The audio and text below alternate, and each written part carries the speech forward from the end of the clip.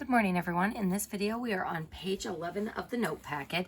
And in this lesson, it's going to feel like we're kind of shifting gears because we've been talking about polynomials this whole chapter. And now we're heading back into looking at rational functions. So those rational fractional functions, restrictions, and end behavior, and some other notations involving limits. So folks, given that we now know how to do long division, this is going to allow us to find out more about slant asymptotes and also how to find horizontal asymptotes exactly. We're also going to look into finding x and y intercepts for these graphs. So this is kind of a tail end of Unit 5 lesson, and also it kind of ties us back into our previous unit.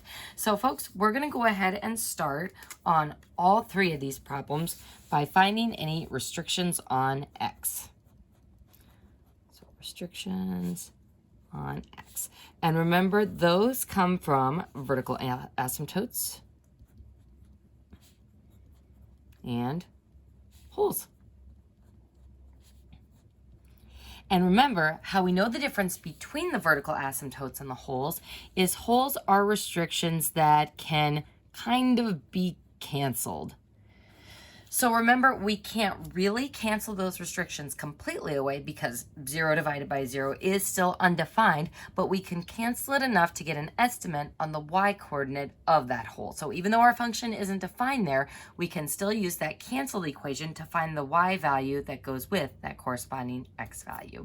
All right, folks, so looking at this first problem, let's go ahead and just find the restrictions of all three of these problems first. So before we do anything with our calculator, let's go ahead and just look at the equations themselves. So we've got x minus 3. I'm going to trap that binomial in parentheses.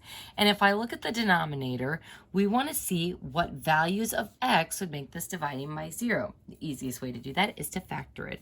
So if I am looking for a product of negative 12 and a sum of 1, we'd have x plus 4. And x minus 3.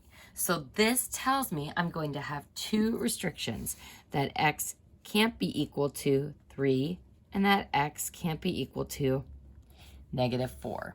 Now, looking at whether I can cancel those factors that lead to those restrictions or not, we see that the x minus 3 and the x minus 3 could be canceled, again, except for that restricted value of 0 over 0. So we say that this is going to yield a hole at x equals 3, and that the x can't be equal to negative 4. Since I can't cancel that factor, that's going to be a vertical asymptote there at x equals negative 4.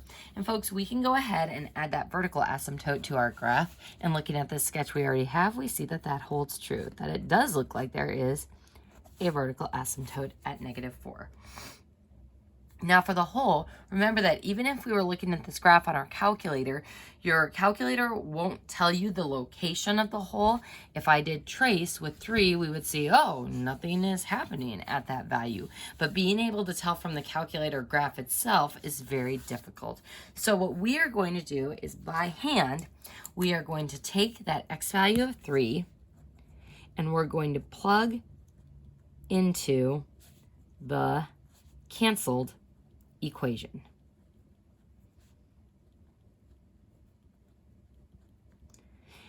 And this we did on that yellow sheet in the last chapter where we talked about rational functions and their restrictions. So remember, I denoted that with c of x for canceled or s of x for simplified. So the canceled version of this equation, if I cancel out that x minus 3, what we'd be left with on the top is 1. And on the bottom, we're left with the x plus 4. So if I want to plug into the canceled equation, I'm really trying to find c of 3, which will give me 1 over 3 plus 4, or 1/7. And this is the corresponding y value that goes with this x value. So by this whole restriction, I'm going to write the coordinate 3/1/7. And that tells me the exact location of the whole. And I can go ahead and add that to my graph. So here's my x value of 3. And this shows me that at 1/7, I am going to have a break at that hole. Now, if you're still not really buying in, I'm like, well, must we have that y value that goes with that x value? Isn't it enough to just have the restriction on x? What's important about having that hole's y value is we are now going to get into stating the range of these rational functions as well. So in Unit 4, we typically just focused on the domain and the restrictions on x, but now that I know that there's a break in the y values, I'm going to be able to describe my range as well. So let's go ahead and start with our domain for this one. Where are we going to have breaks in our domain? At the vertical asymptote and at the hole. And remember, as we read the domain from left to right, we start with the negative restriction first. So negative infinity to negative 4, union negative 4 to 3, and then union 3 to infinity. And there's our domain. Now for our range, remember we read from the bottom of the graph up. Now looking at this graph, it looks like we're starting at negative infinity. So my graph just keeps plunging down here. So negative infinity. Now, as we travel up, where is the first break in our y values? And this is where we, in previous units, have used our calculator and said, well, it looks like there's a horizontal asymptote at 0. So I'm going to say that there's going to probably be a break at 0, since it looks like it's leveling off there and not actually reaching it. But in the next few pages of the notes, we'll figure out how to find those horizontal asymptotes without using our calculator. And then 0, 2. So I level off at 0, it appears. We resume on this portion of the graph at 0, but my next break occurs at that hole's y value of 1/7. Then we resume at 1/7 and are covered going all the way up to infinity. So in this unit, we're going to figure out how we can calculate the range algebraically without using our calculator. Now, I want you to go ahead and underline the horizontal asymptote, because remember from the previous unit that horizontal asymptotes not only tell us about just the graph's domain and range behavior, mainly the range, it's also going to tell us about the end behavior of the graph. So the limit as x approaches negative infinity and the limit of the function as x approaches infinity. So I'm going to go ahead and highlight that on these other problems as well, that the horizontal asymptote is going to tell us the end behavior of the graph.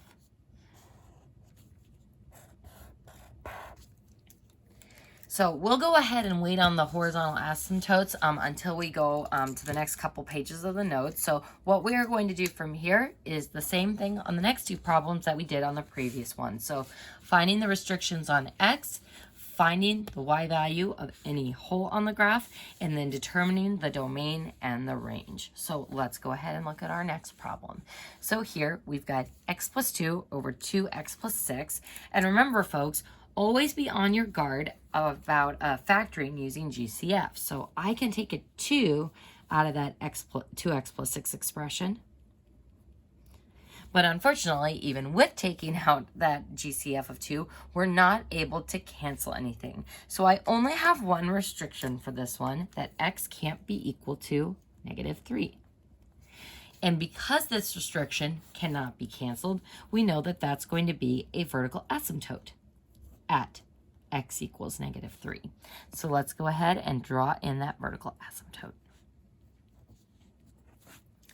So easy enough, because our domain is going to be all real numbers except for that vertical asymptote at negative 3. So negative infinity to negative 3, union negative 3 to infinity. Now, my range for this one is a little bit interesting. So I start at negative infinity, and I'm going up, and it looks like we are leveling off somewhere in here. Now, without our calculator, it's like, ooh, It doesn't look like it's quite happening at 1, because here's 1, and it looks like it's dipping down below 1, and this one is heading up towards 1. So this one looks like we have a horizontal asymptote somewhere in between, which is definitely not something we encountered in previous chapters, because estimating that using our trace button or our table ask is a little bit sketchy. It's like, well, is it 1/5 or is it 1/4? How close of a decimal is it? Is it a repeating decimal? So this is why it's going to be important for us to figure out how to determine those horizontal asymptotes exactly. So we're going to go ahead and just leave that range as is for right now for that problem. So moving on down to this next one, and we're going to go ahead and factor the top of this expression first. Let's see, product of -15, sum of 2, we'll have x plus 5 and x minus 3. Now this is the part that sometimes throws students off about this problem. If you look at that denominator, we've got 0.5x plus 3. So we do have a GCF of 0.5 that we can take out. Now, if I divide 0.5x by 0.5, we're left with x. Folks, what happens if I divide 3 by 0.5? 3 times 0.5 would be 1.5, but 3 divided by 0.5 is going to give us 6. So there is our factored form. So what restrictions do we have so that our denominator isn't equal to 0? Well, x can't be equal to -6. And again, -5 and +3 are okay values to have. I can have 0 on the top of the fraction. We just can't have 0 in the denominator. So this leads to a vertical asymptote at x equals -6. And this graph's a little fuzzy, but there's -6. There's my vertical asymptote on that graph. So my domain is going to be all real numbers except for a break at -6.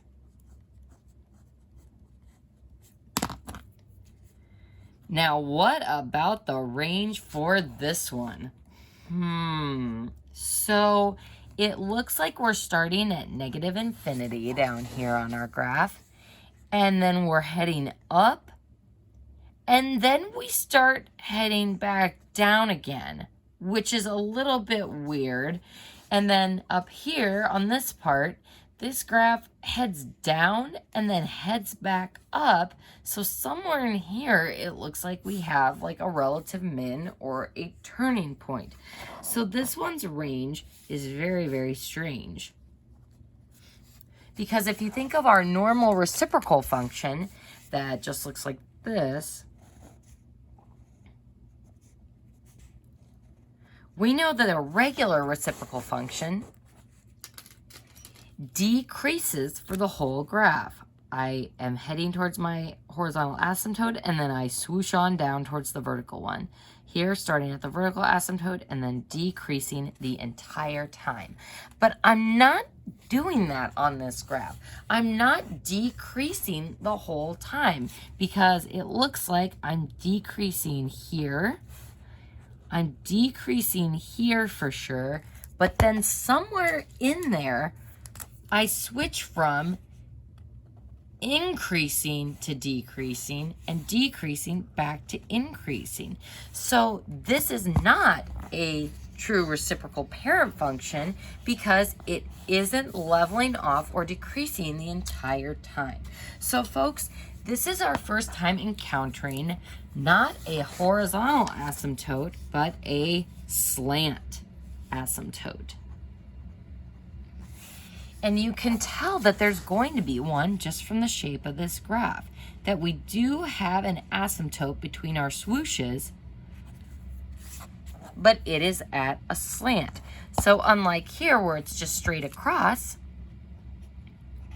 this is more similar to kind of our conic section hyperbola, where I actually do have vertex points on those swooshes. So we are going to be using a combination of our new asymptote rules plus our calculator to figure out the location of that slant asymptote. So folks, we're going to go ahead and turn to page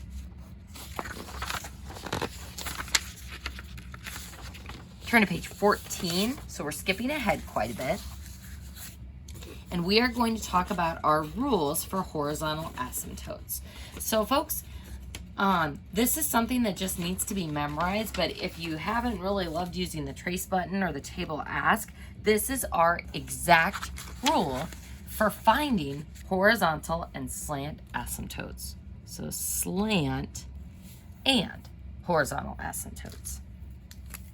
And it all has to do with the degrees of the numerator compared to the denominator. So this again kind of ties into why this is in our polynomial chapter, because we've been talking about degrees quite a bit with our polynomials. So if the degree in the numerator is bigger, we say that the equation is top-heavy. So higher power in the numerator is a top-heavy equation, which leads to a slant asymptote. Now, how we find the slant asymptote, and this is what you probably won't like, is we use long division to find its equation. So use long division to find the equation of it. So again, this is why we had to wait for our chapter on polynomials before we could start doing long division. Now, if the degree in the denominator is bigger, then we say it is a bottom-heavy equation. Now, bottom-heavy equations, if we think about the implications that horizontal and slant asymptotes have on end behavior, if it's bottom-heavy, that means the denominator is going to start getting larger much quickly. And folks, what is 1 over infinity approaching? 1 over 100, 1 over 1,000, 1 over 1,000,000, 1 over 1,000,000,000. We are getting a smaller and smaller fraction, or a smaller and smaller piece of pizza, and so we say that that will be approaching 0. So bottom-heavy equations will always have a horizontal asymptote at y equals 0.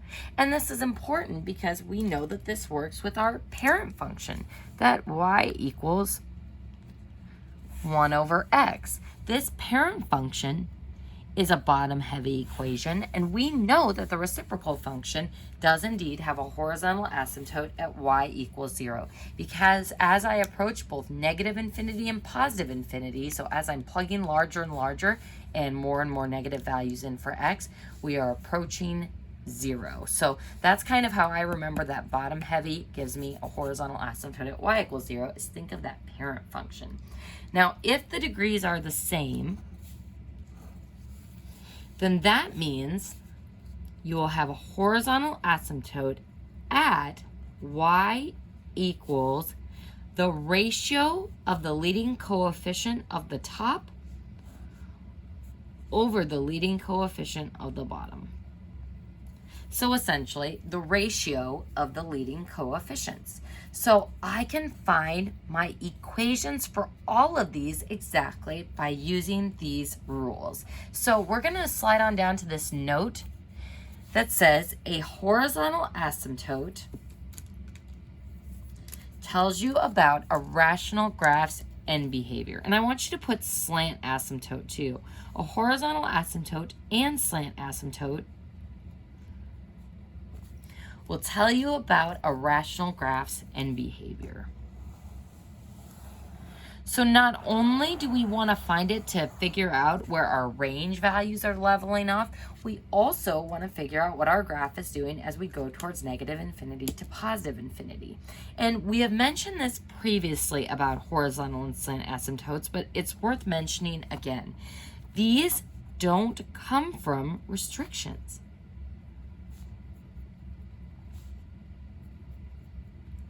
So they don't come from your restrictions on x because they are y equals equations, but this is important that they don't come from any restrictions, even restrictions on y, because your graph can cross horizontal and slant asymptotes. So don't be alarmed if when you are doing these graphs, your sketches actually end up crossing these somewhere in the middle. These tell us about our graph's end behavior. So what our graph is doing is we approach negative infinity and positive infinity. So as we are going in an infinite direction, so in the middle of the graph or closer to our origin, we may be crossing that asymptote, but this tells us the end behavior that our graph will be following from these. So folks, we're going to do a few examples with identifying top heavy, bottom heavy, and same, as I call it, and figuring out how we can use this to find the equations of those asymptotes. So folks, let's go ahead and look at this first one. The degree of the top is 1. The degree of the bottom is 2. So we would say that this is bottom heavy. And bottom heavy rational functions, thinking about our parent reciprocal functions, automatically will have a horizontal asymptote at y equals 0. Now, you can also figure out that this will have a horizontal asymptote by thinking about the end behavior. So essentially, folks, what we did with that table ask feature in previous units was start plugging in larger and larger values of x. So if I were to plug in, let's just say infinity for x. Infinity minus 4 is kind of insignificant when we're talking about infinity. So I'm gonna draw a little cloud around that. On the bottom, if we have 2 times infinity squared minus 8 times infinity, well, 8 times infinity is going to be very insignificant compared to infinity squared. And in fact, this top infinity is going to be insignificant when compared with infinity squared. So because this infinity squared is so much larger, it doesn't matter how big the top is increasing, infinity squared will always be larger, which means your denominator is getting really, really big, really, really quickly, and it means the whole fraction is approaching 0. So that is our mathematical way of determining that our end behavior as we approach infinity is going to be approaching that y value of 0. Now, looking at our next problem, comparing these degrees, if I look at the degree of the top, we see we have x squared.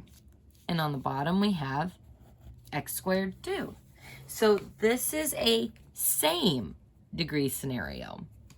Now, when I have the same degree, remembering that this other stuff is kind of insignificant as we start getting larger and larger values, if I have 6 infinity squared over infinity squared, so plugging in those larger and larger values, these are getting larger at equal rates, so the only thing that's going to matter is the coefficient. So my coefficient ratio of top and bottom, leading coefficient on the top, leading coefficient on the bottom, would be 6 over 1.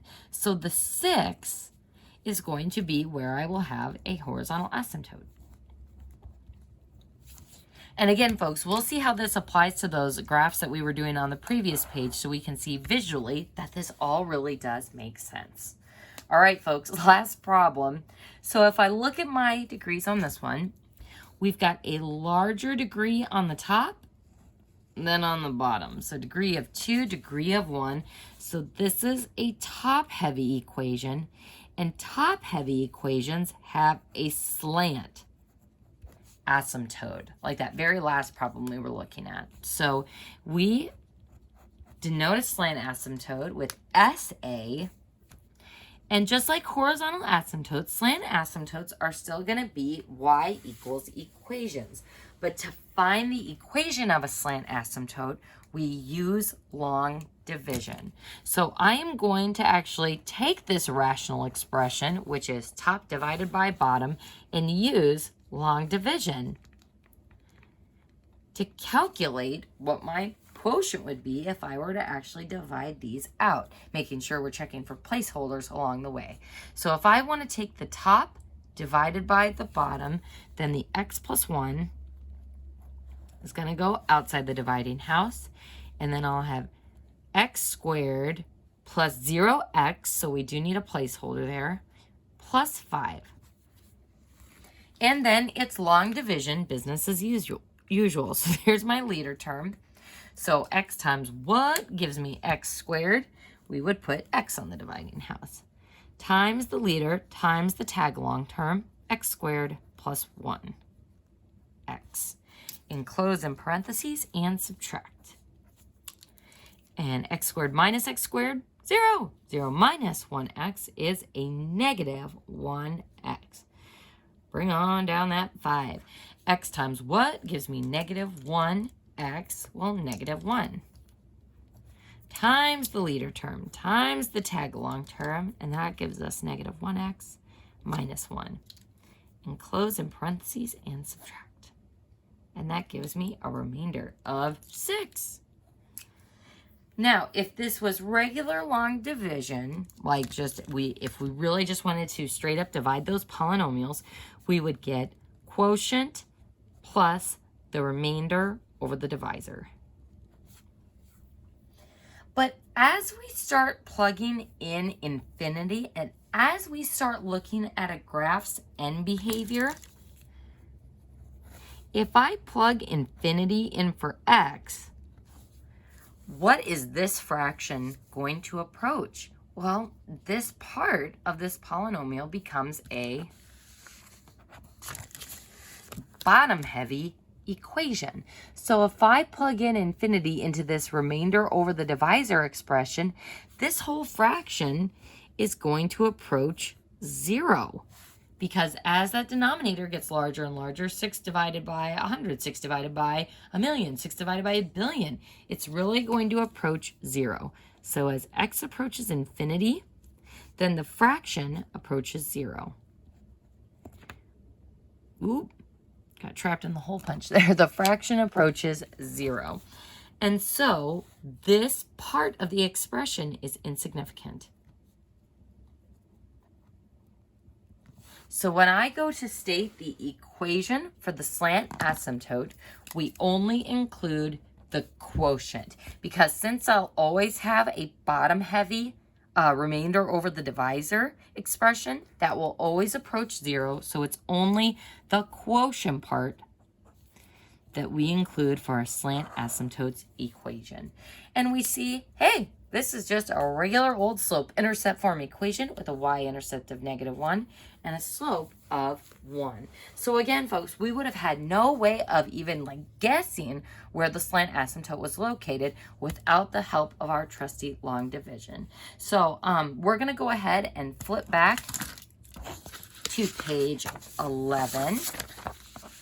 And in the next video, we will see how we can find those horizontal and slant asymptotes for these 3 problems and then use them to find the end behavior.